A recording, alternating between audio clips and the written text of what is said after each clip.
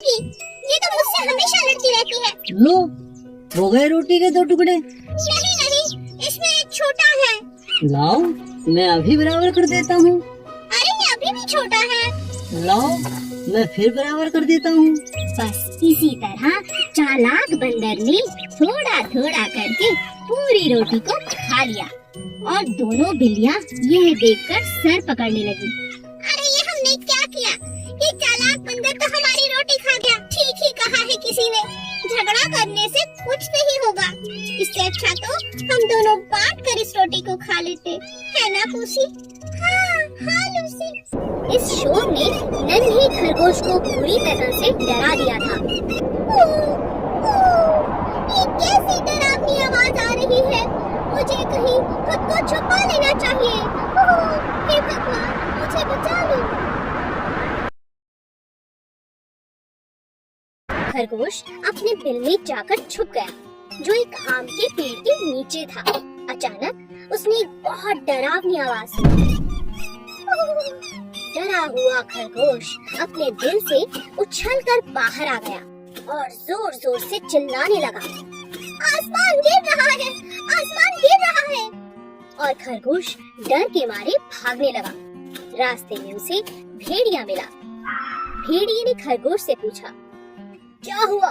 तुम इतनी तेजी से क्यों भाग रहे हो भाई? क्या हुआ मुझे बताओ। क्या तुमने डरावनी आवाज नहीं सुनी? अरे भागो, क्या तुम्हें नहीं पता आसमान गिर रहा है, आसमान गिर रहा है, भागो भागो। यह कहकर खरगोश फिर से भागने लगा। यह सुनकर भेड़िया भी खरगोश के साथ भागने लगा। इन्हें देखकर बाकी जानवर जैसे हाथी, जिराफ, घोड़ा और बंदर सभी उनके साथ भागने लगे। सभी जानवरों की आवाज सुनकर शेर गुफा से बाहर आता है और दहाड़ते हुए गुस्से में पूछता है, तुम सब क्यों भाग रहे हो? क्या हुआ? खरगोश ने जवाब दिया, आसमान गिर रहा है। शेर यह सुनकर हैरान हो गया। तुमसे किसने कहा कि आसमान गिर रहा है? खरगोश ने शेर को सब बताया, लेकिन शेर को खरगोश की बात पर यकीन नहीं हुआ। शेर ने खरगोश को उस जगह पर लेकर जाने को कहा जहां आसमान गिर रहा था। खरगोश शेर और सभी जानवरों को साथ लेकर आम के पेड़ के पास पहुंचा, लेकिन सबने वहां क्या देखा? ये क्या? वहां तो एक बड़ा आम गिरा पड़ा था। ये देख शेर जोर से हंसने लगा। हो हो। सभी जानवर अब समझ चुके थे कि वो खरगोश की बातों में आ गए थे। हमें बिना सोचे समझे किसी भी फैसले पर नहीं आना चाहिए। खरगोश और बंदर बहुत अच्छे दोस्त थे। वे हर रोज खूब खेलते और कभी कभी रेस भी लगाते थे। उन्हें देख कछुए का भी रेस लगाने का बहुत जी करता, लेकिन कोई भी कछुए के साथ खेलना पसंद नहीं करता था, क्योंकि वो बहुत धीरे धीरे चलता था।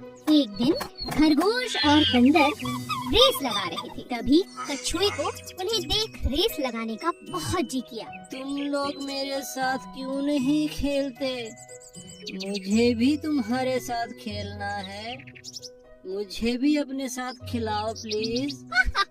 खरगोश और बंदर कछुए की बात सुन जोर जोर हंसने लगे।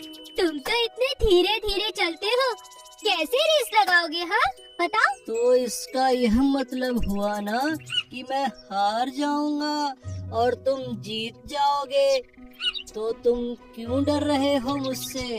अच्छा ये बात है, ठीक है, आओ मैं तुम्हारे साथ रेस लगाता हूँ। बंदर तुम बताना कि कौन जीता। ठीक है, दिन ढलने से पहले जो नदी का चक्कर लगाकर वापस आएगा वो जीत जाएगा।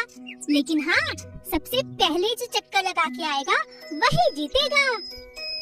रेस शुरू हो गई। कछुआ धीरे धीरे नदी की तरफ बढ़ने लगा और खरगोश कुछ ही देर में नदी का आधा चक्कर लगा चुका था। उसने सोचा, मुझसे जीतना तो नामुमकिन है। वो बेचारा कछुआ तो बहुत पीछे होगा। चलो थोड़ी देर आराम कर लेता हूँ। खरगोश पेड़ के नीचे सो गया, पर कछुआ बेचारा चलता रहा, पूरी नदी का चक्कर लगा लिया और जीत गया। बंदर उसे देख हैरान रह गई। खरगोश अपने घमंड के कारण हार चुका था और कछुआ अपने आत्मविश्वास से जीत गया।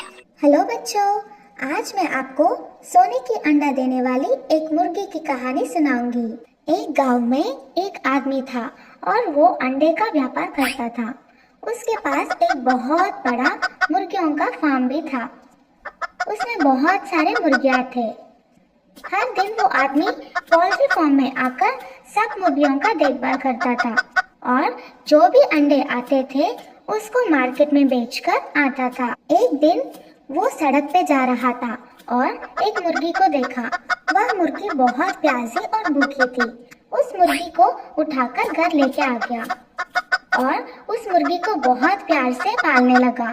धीरे धीरे उस मुर्गी तंदुरुस्त बन गई और वो आदमी उस मुर्गी की बहुत ख्याल रखने लगा। हर दिन की तरह वो अपने फार्म पे आया और वो मुर्गी के दिए हुए अंडे को देखकर चौंक गया। वहाँ पर एक सोने का अंडा था। अरे ये क्या है? ये तो सोने का अंडा लग रहा है। हाँ, ये सोना का ही अंडा है। मेरी तो किस्मत निकल पड़ी। अब मजा आएगा, मैं अमीर बन जाऊंगा।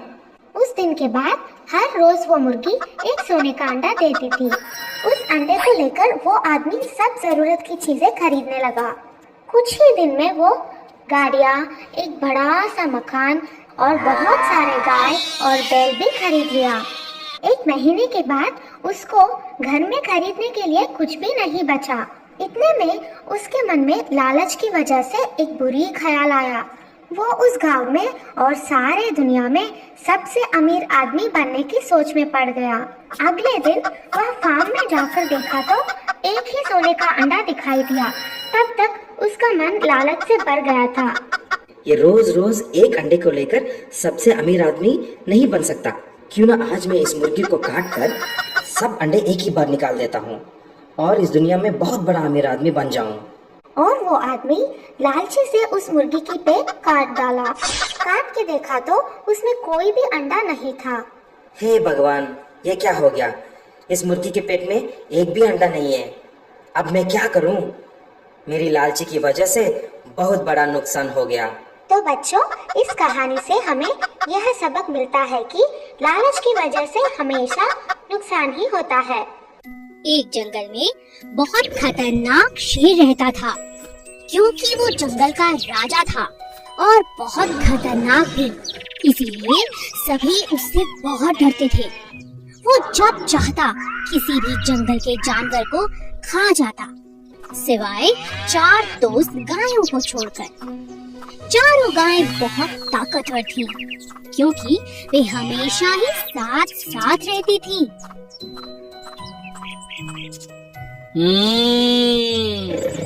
कब तक बचेंगी ये मुझसे? एक ना एक दिन तो मैं इन्हें खा ही जाऊंगा। जब तक ये चारों साथ हैं, बस तभी तक सुरक्षित हैं। एक दिन चारों गायें आपस में झगड़ने लगी। पहली बोली, बस अब मैं तुम्हारे साथ नहीं रहना चाहती। दूसरी गाय बोली, तो तुम चली जाओ यहाँ से, मना किसने किया है?